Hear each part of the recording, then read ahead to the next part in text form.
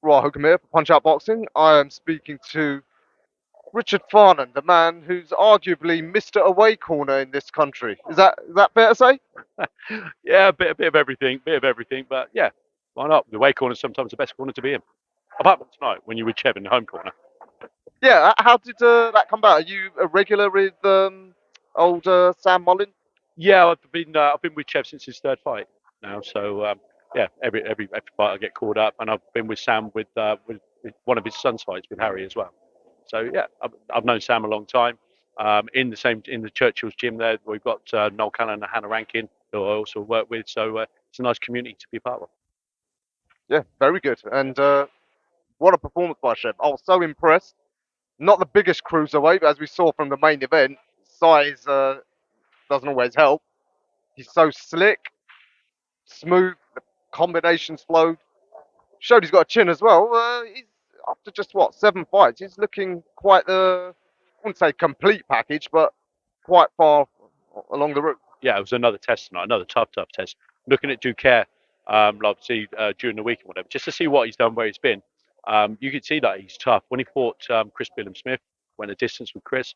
He fought Jordan Thompson, who went the distance with Jordan. He, in fact, dropped Jordan in the last round as well. So you knew that that guy was dangerous every single round he was in there, and Jeb controlled the whole fight.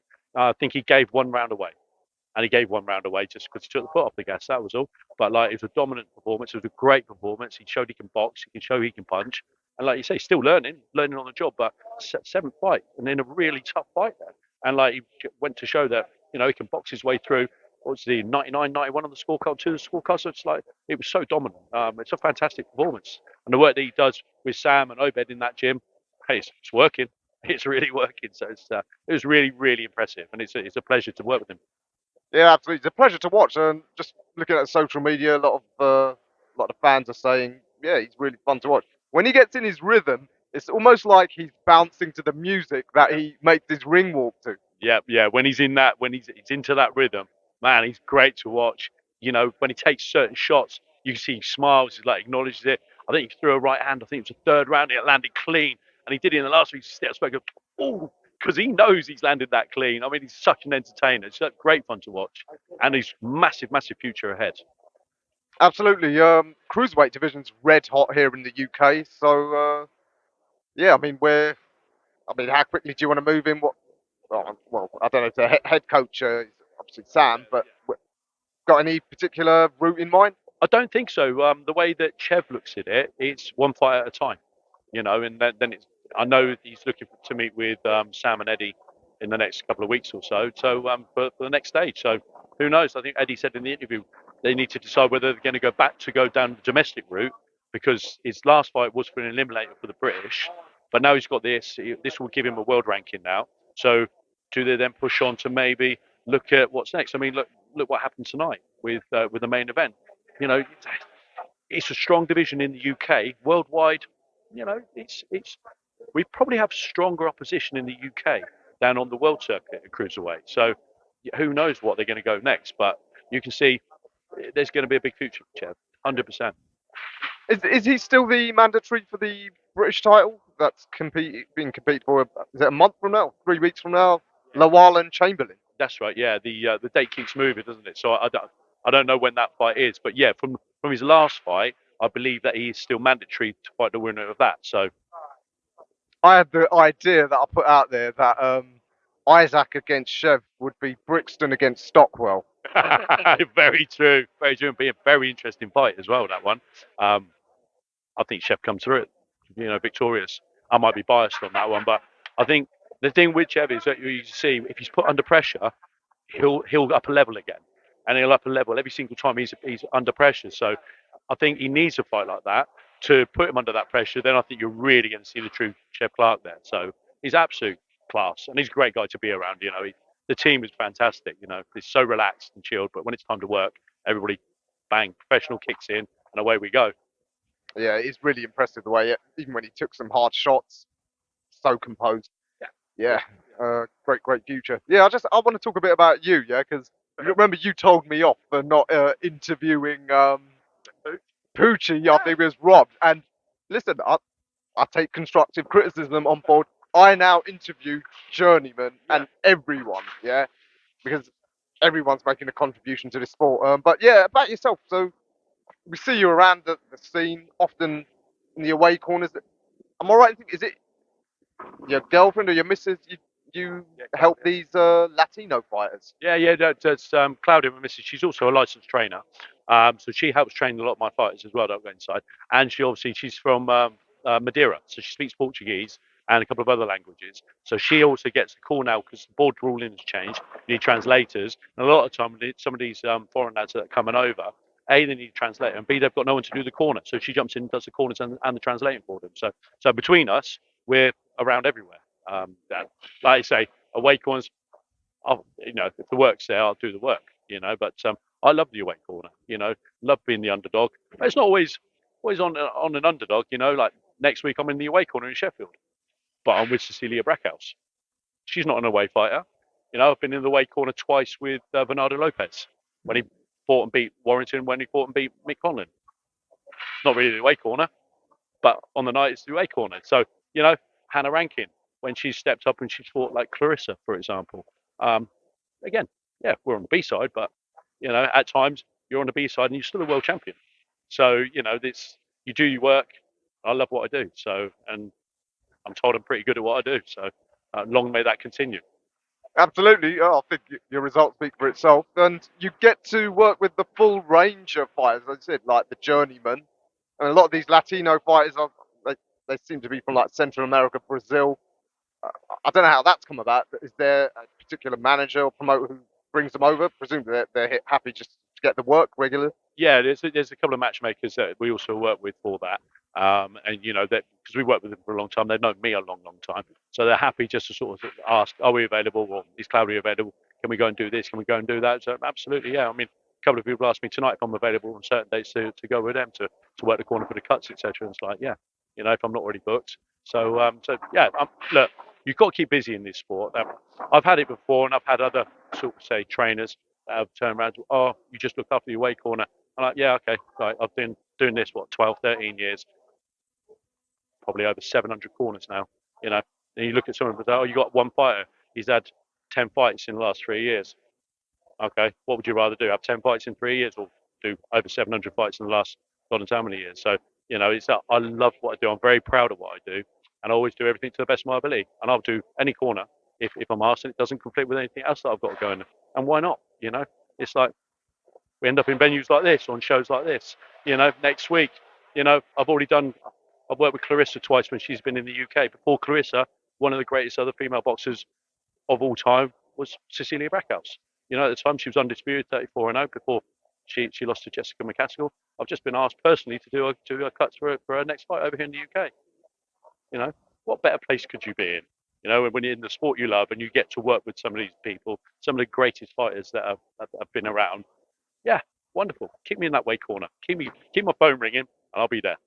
Absolutely. So, what about your own boxing career? Was you a fighter yourself? How did you get into the coaching? Sorry. Yeah. I was an amateur boxer many years ago. Then my last fight was March 2000. When you look back again, that's 23 years ago. Um, I didn't turn pro. I used to go around the gyms. Used to spar pros. I used to go down to the Lennox Lewis College in Hackney and spar with a few pros down there. Jim Evans had a gym over in Hayes. I'm sparring pros in Hayes, and I just did that for sparring. Then 12 years ago or so, it's like, do you know what? I think I was 38 or something. Why don't I have a go? Why don't I turn pro? So I went and had the interview, and they agreed for to pass me through to go through it. And I remember I was just running one day. I was doing a lot of training, running one day. I also had a career anyway, and why am I doing this? I'm 38 years old. Literally, I'll be having one or two fights just to say I've done it. Why don't I just do the training instead? I went back to the promoter that pushed me forward to sort of go for my boxer's license. And he turned around and said, "Do you know what? That's a great idea." Went back down to the board, sat in front of Mick Collier when it was down at Rooney's gym, and Mick went, "Why are you back here?" And I said, "Well, I think I should probably go for my trainer's license instead of the boxing." He went, "Yeah, that's a great idea," and passed me straight away. So, and never looked back. I just left it too late. Listen, the best coaches usually weren't great fighters. The great fighters, Roy Jones, Floyd Mayweather, they probably can't teach what they did. So No, you, there's a you lot made of the right. natural. There's a lot of natural ability there. Yeah, I went bad. I'm 51 in 2 months' time. I still get in the ring spar. I don't do so much head sparring now, just because you know what I mean. The noggin hurts a little bit too much when you're in there, still thinking you're 25, and you're in there with a 25-year-old that just batters you. Because you think, nah, maybe we should just keep to a body spar. Maybe I'll just do 1 or 2 rounds with you, and I'll jump in and jump out when I feel like it. But just keeping it sharp. And at the end of the day, once you've been there, once you've done it, yeah, you're never far away from a pair of gloves, and you always love throwing the punches. So I always keep in shape, keep sharp. But it was the right decision rather than trying to turn pro too long. When I was 38 years old, it's just not sensible. It's just not the way forward. And I've made the right decision and absolutely love what I do, live and breathe it. And so you are a full-time coach. Yeah. Full-time coach as well as a personal trainer as well. So I keep in the fitness industry, but predominantly I coach. And your base is it in Swindon somewhere? Yeah. Based in Swindon. Yeah, have been for the last all of my pro career. To be fair, I'm based in Swindon. Yeah, first champion was Kelvin Young, and he had the Southern Area Super Middleweight title and went on to win the IBO Intercontinental title. So he was the first one. Then I brought female boxing kind of back on the map because the girls weren't really turning over so much, even after the 2012 Olympics. And I had a super middleweight called Kelly Morgan, and I got Kelly ranked to number 2 in the world within 6 fights. And then we were basically mandated, won the WBC silver. Then we were mandatory to fight Nikki Adler, who was champion at the time, and that struggled like hell to get that fight. And then eventually that fight didn't happen. Kelly got injured, and that was the end of that road. So, it was a good start to the career, to be fair. And got a whirlwind start, and it's just gone on since then. Absolutely. You must have some great stories, but tell me, who's the wackiest fighter that you've had to corner for? Pooch. Oh, yeah, I could tell you so many stories about Pooch. Unbelievable, unbelievable talent. When he turned it on, he was absolutely fantastic.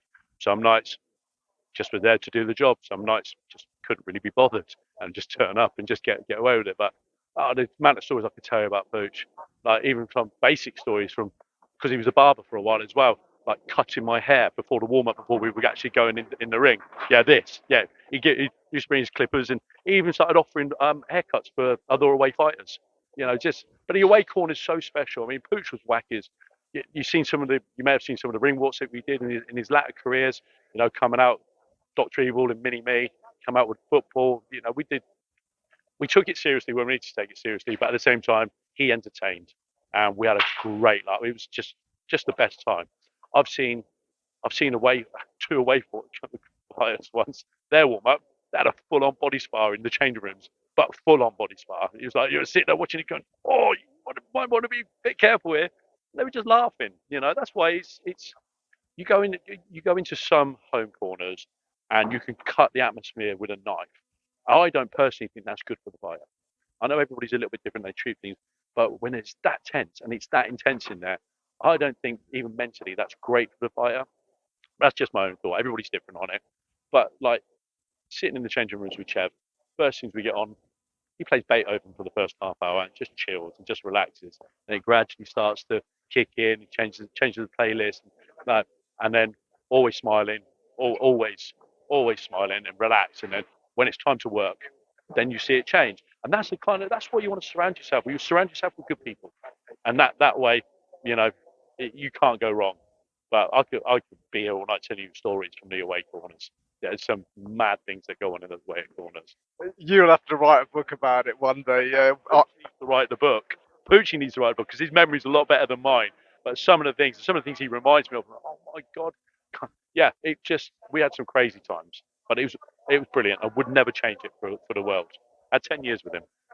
who was the most talented away fighter you've ever been with? Someone that, if if they'd had a promotional backing from when they started, they could have gone on to great things instead of say just being an away fighter. Yeah, Anthony Fox. I managed and I trained Anthony Fox. Um, he never sold a ticket. He was always in the away corner, and he had some great fights. He beat some really good names on his night, and he was also feared because he wasn't coming as an away fighter and would come in to try and win.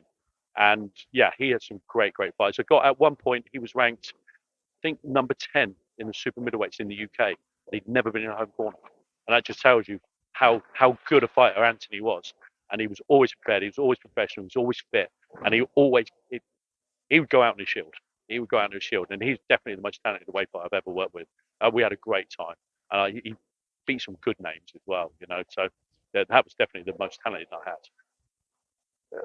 I mean, is he okay about it? Or away fighters generally, do they ever sort of resent this sport? Because I know since I've been involved just in the reporting side, I see this sport can wear people down because the people that deserve the opportunities don't always get them. Yeah, definitely. There was occasions where, so as an away fighter, I think it's pretty well known now. It's no longer like a hidden secret that you're there to do a job. Sometimes you're asked to do a job. Other times you just get in and just give the prospect, ticket seller, a fight. Sometimes you're on the wrong decision of the scorecard. But sitting back, you're looking at that, there's no way you lost that fight. Absolutely no way you lost that fight. And sometimes, if you lose consecutively, you might get called in from the board to sort of say, come on, what's going on here then? But at times you look at it, and I mean, Pooch, not very often, but every now and again, throwing your toys out of the pram's not the right expression, but if you know what I mean, he would say, what's the fucking point? What's the point of me putting in an effort to try and win a fight when I know I have won that fight, or at least won a few rounds of that fight, I lose 40-36, and that happened numerous times. And he's right. So as an away fighter, you're expected to work and put on a performance, and you put on a performance, you train hard, and you fight, and you clearly are winning rounds, or you've clearly won the fight, and yet the scorecard goes to the ticket seller. And at times like that, why am I bothering? I might as well just come in and stink the fight out. Just go on the back foot, hug, not do anything. What's the point of me putting an effort when I know I'm not going to get the decision? So there's that side of it. But I think also that's getting a bit better. That's you're seeing some away results coming through, which is more fair. But I also think there's more since COVID. There's more 50-50 fights being made now. So I think it is slowly changing, but it's still there. It's still there. So you've got, if you're going to be an away fight, if you can't sell a ticket, so you're forced to be an away fight, you have to understand how it works. And you also have to understand when the time is to fight and when the time is to also stay safe. Because obviously, if you get a 28-dayer from being stopped on your feet or knocked out or cut badly, this, that, and the other, then you're not working. You've got a month of no work and you've got to come back. So it's a case of it's an art. It's an art in itself, and you've got to know that art. And most of that will come down from potentially your coach or your manager, sort of just explaining and keeping you. And you're listening throughout the fight. You have to listen to what your corner's telling you, because that's where you're going to learn that side of the game a lot quicker. And I can see things that you can't as a fighter, and just listen. And if I'm telling you what to do, that will either win you the fight, win you the round, or save you from being stopped.